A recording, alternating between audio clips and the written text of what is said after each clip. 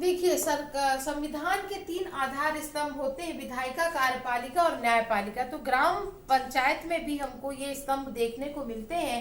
विधायिका यहाँ नहीं होती है क्योंकि विधियां बनाने का काम ये नहीं करती है, ये कार्यपालिका का काम करती है और न्यायपालिका का काम करती है, इसलिए ये दो रूप इनके यहाँ पर देखने को मिलते हैं।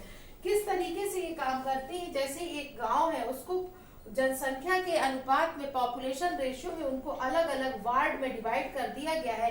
ABCDEF ये वार्ड है।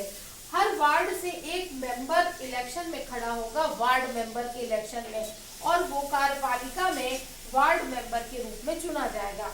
उसका उस वार्ड का निवासी होना जरूरी है। और मुखिया या प्रधान का चुनाव पूरे गांव में से कोई भी एक व्यक्ति, वो किसी भी गांव के किसी भी वार्ड का निवासी होना चाहिए, उससे मुखिया चुना जाएगा। मुखिया के पास मुखिया एग्जीक्यूशन का काम करता है। और मान लीजिए कि किसी गांव में वार्ड में ई वार्ड में हैंडपंप की जरूरत है, सी वार्ड में है और एफ वार्ड में है, तो ये इन तीनों वार्ड के मेंबर मुखिया के पास जाएंगे एप्लीकेशन लेके। मुखिया पूछेगा भाई और कहीं तो जरूरत नहीं है, उस एप्लीकेशन को ब्लॉक लेवल पर आगे बढ़ा देगा।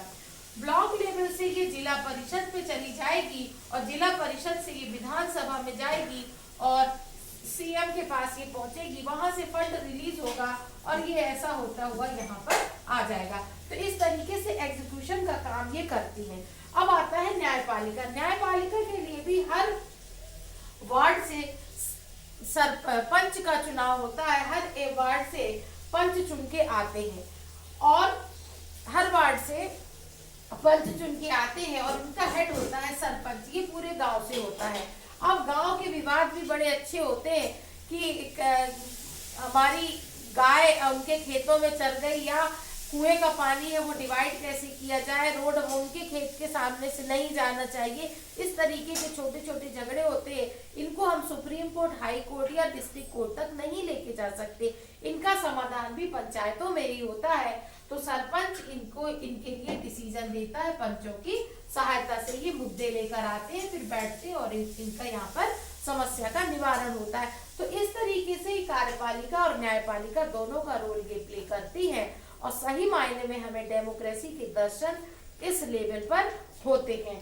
अब देखते हैं कि ये जो समितियां थी इनके नाम आप याद रख लीजिए। बलवंत राय मेहता, अशोक मेहता, PV राव समिति, ML सिंघवी समिति और PK थुंगल समिति।